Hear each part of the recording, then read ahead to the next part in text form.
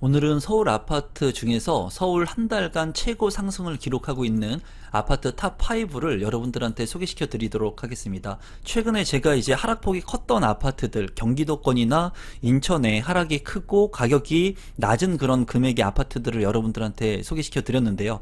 아무래도 좀 저렴한 아파트들을 소개시켜 드려야 된다는 그런 편견이 저한테 있었던 것 같아요. 그래서 오늘은 서울에서 평수 제한이 없이 한 달간 어떤 아파트들의 가격 상승이 굉장히 높게 이루어지고 있는지 여러분들께서 참고하시면 좋을 것 같고요. 내 관심 지역이 아니라고 하더라도 서울의 주도권을 가지고 관심 있게 봐야 되는 지역들이 나오고 이 한 달 동안의 최고 상승률을 기록했던 이유들도 나오기 때문에 그러한 부분들을 좀 여러분들께서 알고 계시면 부동산을 보는데, 아파트를 선별하는데 좀 도움이 되실 거라고 생각이 듭니다.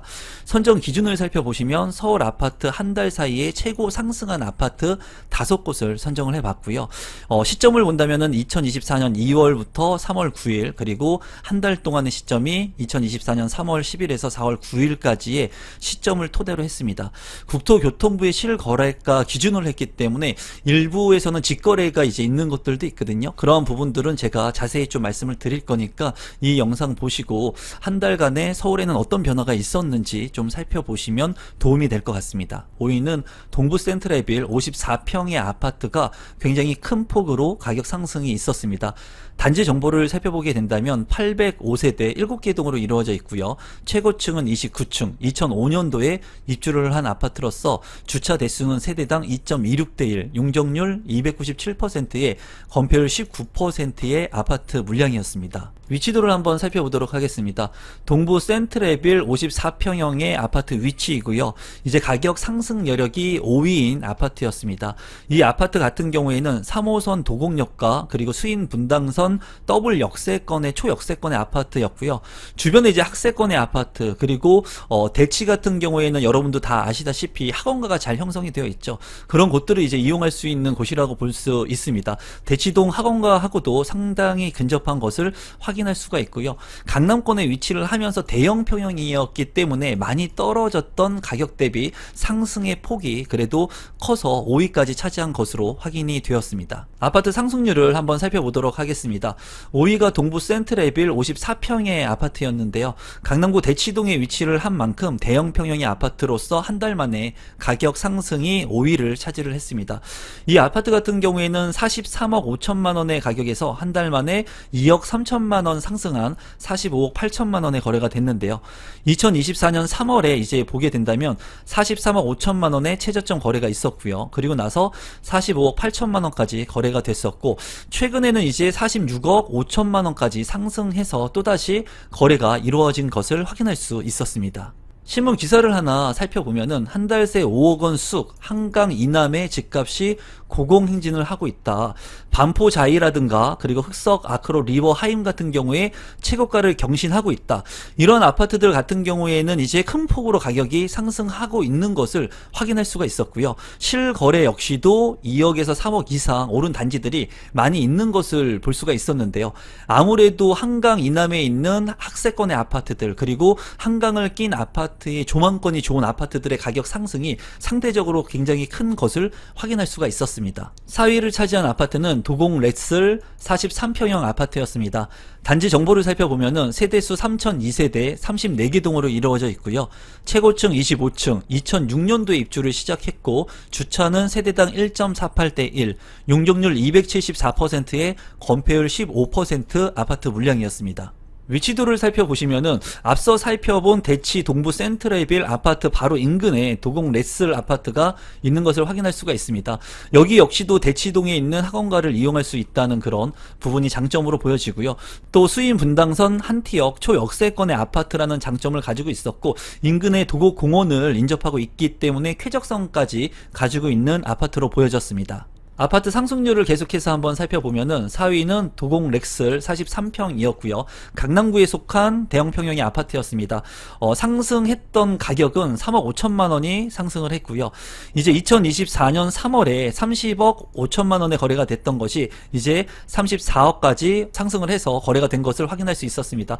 또 최근 같은 경우에는 34억 7천만 원까지 가격 상승이 이루어진 것을 확인할 수가 있네요.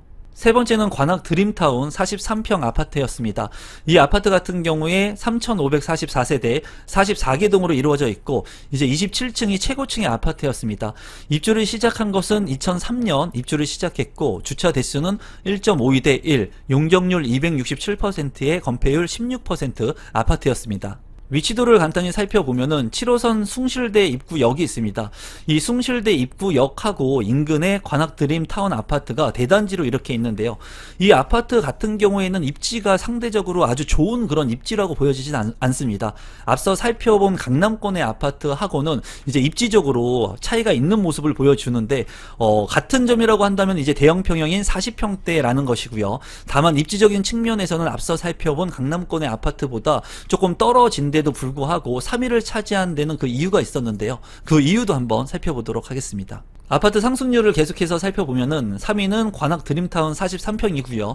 관악구에 입지를 하고 있고 3억 6천만 원이 한 달 만에 올랐습니다. 굉장히 큰 폭으로 가격이 올라서 저도 놀랐는데요. 이제 살펴보면은 최저점은 2024년 3월에 6억 1천만 원에 거래가 되었고요. 그리고 최근에 한 달 만에 거래는 9억 7천만 원에 거래가 됐습니다. 이제 높게 거래가 형성됐을 때는 10억 2천만 원에도 거래가 된 것을 확인할 수가 있는데 9억대에 이제 거래가 된 것을 확인을 할 수가 있어요. 다만 이 6억 1천만 원이라고 하는 거래가 직거래인 것으로 이제 확인이 되고 있습니다.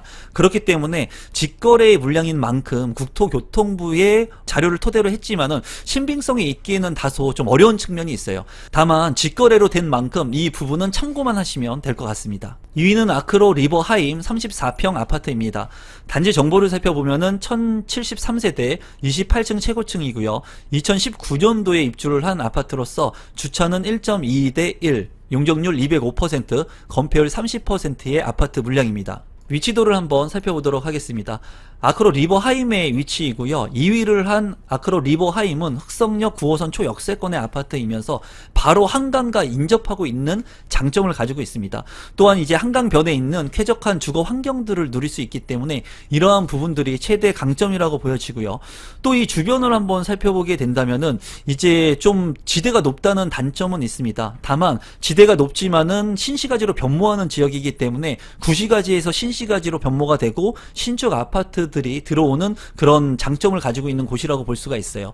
그래서 앞으로 주거 지역으로서도 그리고 한강변의 인프라를 활용할 수 있는 그런 아파트로서도 굉장히 가치가 높아질 수 있는 그런 아파트로 보여집니다. 아파트 상승률을 한번 살펴보시면 아크로 리버하임 34평이 2위를 차지했는데요. 이제 한 달 만에 상승한 가격은 4억 5천만 원이 상승을 했습니다. 21억 5천만 원에서 26억으로 큰 폭으로 상승을 한 것을 볼 수가 있고요.